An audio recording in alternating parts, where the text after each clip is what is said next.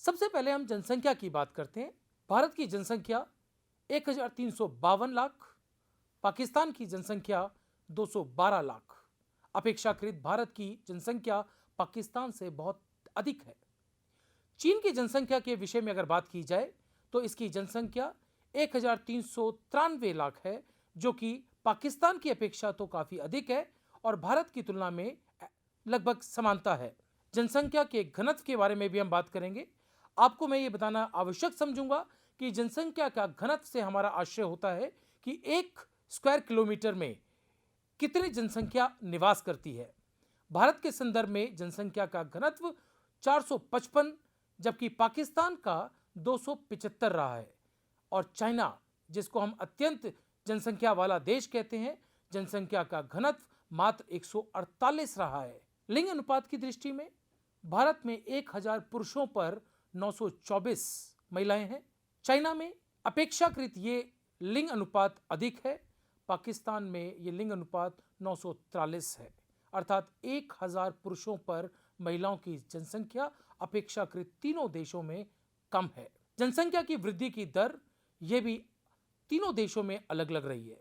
ये वार्षिक दर 1.03% भारत में रही, जबकि पाकिस्तान में इसका अनुपात 2.05% रहा। चीन अत्यधिक जनसंख्या वाला देश होने के कारण यहां पर इसका अनुपात 0.46% रहा। जनसंख्या के वृद्धि की दर चीन में कम होने का कारण था चीन की जनसंख्या नियंत्रक नीति। चीन में सरकार की जनसंख्या नियंत्रण नीति के अंतर्गत एक शिशु की नीति को अपनाया गया, जिसके परिणाम स्वरूप जनसंख्या वृद्धि की दर 2018 के अनुसार काफी निम्न रही है। यह निम्नता भारत और पाकिस्तान की तुलना में काफी नीचे स्तर पे थी। यदि हम बात करें प्रजनन दर की, तो इसका अनुपात 2.2 भारत में रहा, जबकि 3.6 पाकिस्तान में और 1.7 चीन में रहा। शहरीकरण की दृष्टि से भारत में शहरी क्षेत्रों का अनुपात लगभग 34 रहा है।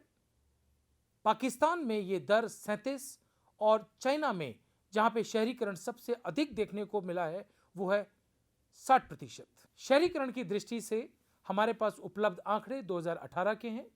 भारत के संदर्भ में ये 34, चाइना के संदर्भ में 59 और पाकिस्तान की दृष्टि में 37 रहा है।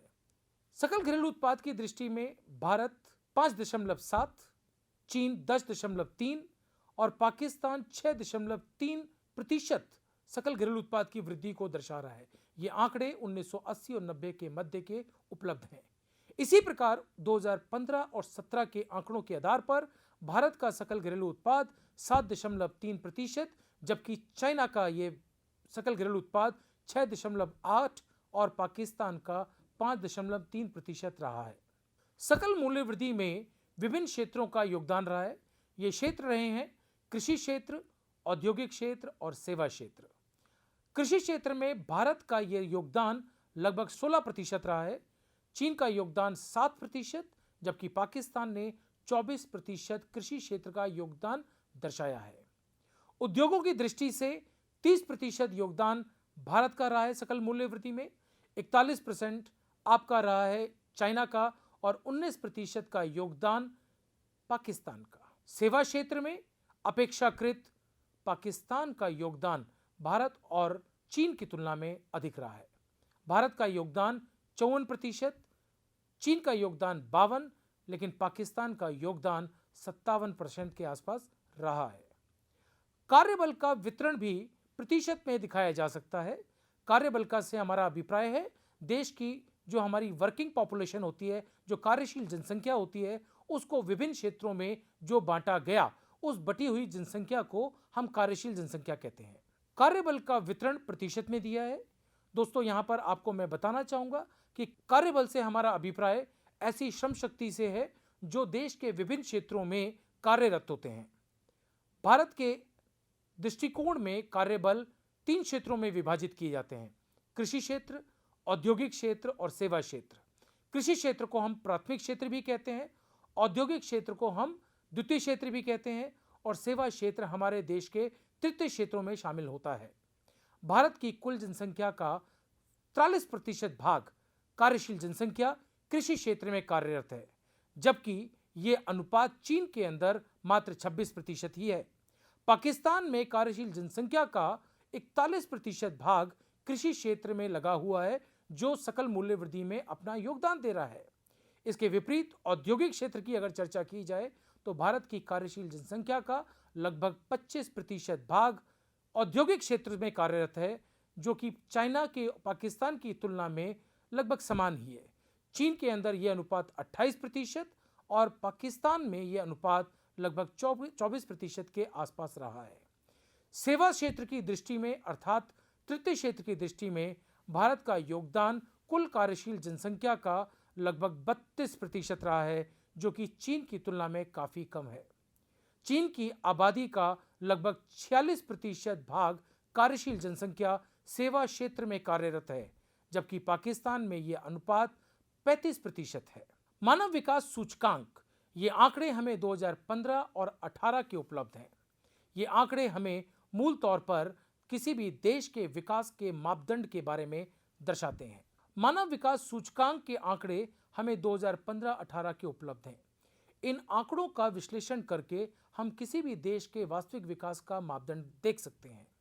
मानव विकास की सूचकांक के अगर हम आंकड़ों को देखें तो भारत का ये आंकड़ा 0.647 और चीन का 0.758 रहा है। भारत की तुलना में मानव विकास का सूचकांक चीन के तरफ अधिक वजन देता है। पाकिस्तान के दृष्टिकोण में ये मानव विकास सूचकांक 0.560 रहा है। अगर हम मानव विकास सूचकांक को देश के रैंक के हिसाब से देखें तो भारत का स्थान विश्व के मानव विकास सूचकांक में 129वां है और पाकिस्तान का स्थान 152 है। अगर विकास की दृष्टि में देखा जाए तो भारत की तुलना में चीन का स्थान काफी अच्छा है और ये विश्व के 85वां स्थान रखता है। इसी प्रकार जन्म के समय जीवन प्रत्याशा ये आंकड़े हमें वार्षिक उपलब्ध हैं। भारत के अंदर जन्म के समय जीवन प्रत्याशा 69.4% रही है, जबकि पाकिस्तान का दर अपेक्षाकृत कम 67.1% रहा है। चीन ने इन आंकड़ों के अंदर काफी उछाल दिखाया है। चीन के दृष्टिकोण में जन्म के दौरान जीवन प्रत्याशा अपेक्षाकृत भारत और पाकिस्तान से काफी मजबूत दिखी है, जो कि 78.7% वार्षिक नजर आई। इसी प्रकार अगर हम प्रति व्यक्ति आय के बारे में बात करें, आपको ये मैं बताना चाहूंगा कि प्रति व्यक्ति आय का मूल्यांकन हम अमेरिका के यूएस डॉलर से इसकी तुलना करते हैं। प्रति व्यक्ति आय भारत के संदर्भ में 6,829 रही, जबकि पाकिस्तान की प्रति व्यक्ति आय जो कि 5190 रही। चीन एक विकासशील देश होने के बावजूद काफी अच्छी मजबूत प्रति व्यक्ति आय को दर्शा रहा है, जो कि 16,217 यूएस डॉलर उपलब्ध हो रही है। इसी प्रकार गरीबी रेखा के लिए यदि हम प्रतिशत में आंकड़ों का विश्लेषण करें तो भारत में करीब 7.4% आबादी गरीबी रेखा के नीचे निवास कर रही है, जबकि यह दर मात्र 46.4% पाकिस्तान में है। चाइना की अवस्था काफी गौर करने लायक है। एक आधुनिक देश, एक तकनीक से भरा देश, एक विकासशील देश जहां पे जनसंख्या का प्रकोप है, इसके बावजूद गरीबी रेखा का निम्न स्तर देखने को मिला। चीन के अंदर ये गरीबी रेखा के नीचे की जनसंख्या मात्र 7% पाई गई। मातृत्व मृत्यु की दर भी इस विश्लेषण का एक भाग है। इसका अनुपात में प्रदर्शित करना आवश्यक है। मातृत्व मृत्यु दर भारत में 174% रही है, पाकिस्तान में 178 और चीन में इसका निम्न यानी 27% रही है। इसी प्रकार से कुपोषण के शिकार बच्चों की प्रतिशत भारत की अपेक्षा चीन के अंदर काफी निम्न पाई गई है।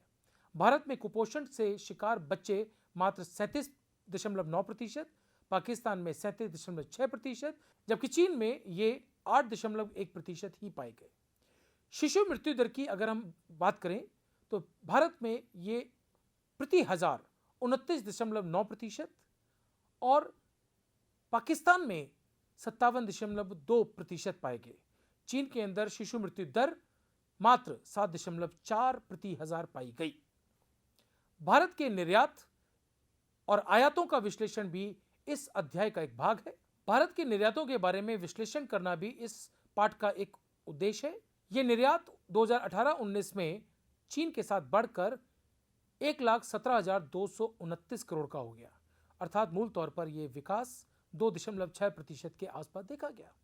इसी प्रकार पाकिस्तान के साथ जो निर्यात था 2,341 करोड़ का था, जो कि वर्ष 2018-19 में बढ़कर 14,226 करोड़ का हो गया। यहां विकास की दर 3.7% रही। इसी प्रकार आयात की दृष्टिकोण से 2004-5 में चीन को भारत के आयात की दृष्टिकोण में 2004-5 के दौरान चीन को कुल आयात किया गया 31,892, जबकि 2018-19 के दौरान भारत के आयात रहे 4,92,079। ये रही 10.3%। भारत द्वारा पाकिस्तान से किए गए आयात 427 करोड़, जबकि 2018-19 के दौरान पाकिस्तान को आयात 3,476 करोड़ का किया गया। यह आयात की वृद्धि दर लगभग 5.1%